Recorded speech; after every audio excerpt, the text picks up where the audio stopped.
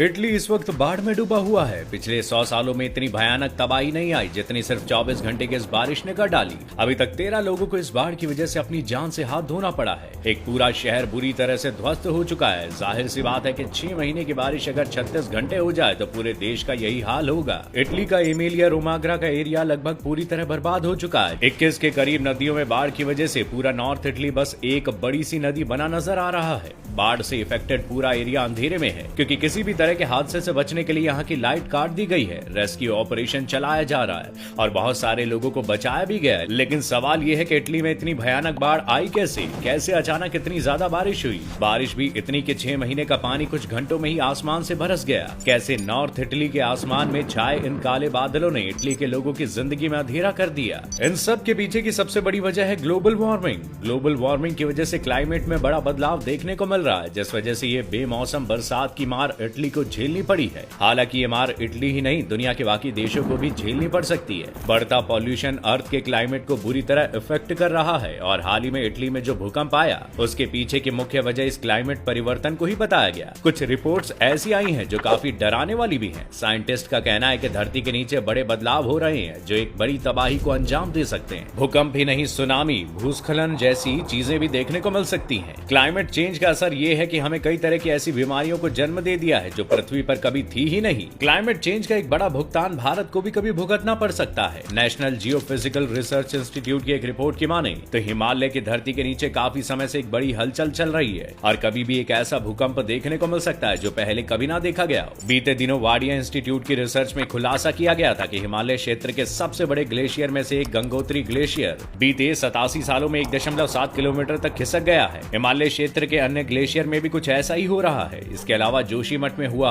भूघसाव भी एक बड़े खतरे की तरफ इशारा कर रहा है। अभी इटली में जो चल रहा है वो बेहद खतरनाक है, खौफनाक है। आलम ये हो रखा है कि घर बार डूब चुके हैं, गाड़ियां सड़कों पर तैर रही है, लोग रो रहे हैं, उनके घर बर्बाद हो चुके हैं। तबाही का ऐसा मंजर शायद ही कभी देखा हो। हजारों लोग अपने घरों की छत पर बैठे हैं और वहीं उनकी रातें भी गुजर रही है। लोगों को बड़ी तेजी से हेलीकॉप्टर से एयरलिफ्ट किया जा रहा है। लोगों के घरों का ऐसा हाल हुआ जैसे वो घर नहीं बल्कि कूड़े का एक ढेर है। सड़कों पर समुद्र की तरह पानी उफान मार रहा है। फॉर्मूला 1 रेस को रद्द करने के पीछे फॉर्मूला 1 ऑर्गेनाइज करने वाले ऑफिसर्स का कहना है कि बाढ़ के चलते फॉर्मूला 1 के रेसिंग ट्रैक पर पानी भर चुका है और सुरक्षा कारणों के चलते इस रेस को रद्द किया जा रहा है। और रेसिंग ट्रैक पर पानी भरना हमारे प्रशंसकों, कर्मचारियों और खिलाड़ियों के लिए सुरक्षित नहीं था। हालांकि इस भयंकर मार के बावजूद इटली के आम नागरिकों में काफी अपनापन देखने को भी मिल रहा है। सुरक्षित इलाकों से लोग बाढ़ग्रस्त इलाकों में हर तरह की मदद जैसे खाना, पानी, कपड़े जैसी चीजें भी भेज रहे हैं। जिन लोगों के घर डूब गए या टूट गए उनको अपने घरों में रहने के लिए जगह भी दी जा रही है। मूसलाधार बारिश का आलम ये रहा कि यहाँ 17 जगहों पर जमीन खिसकने की घटनाएं हुई। मकानों और घरों में कई फीट तक पानी भर गया। लोग अपने घर छोड़ने को मजबूर हैं और 1 लाख के करीब लोगों को घर छोड़ना पड़ा।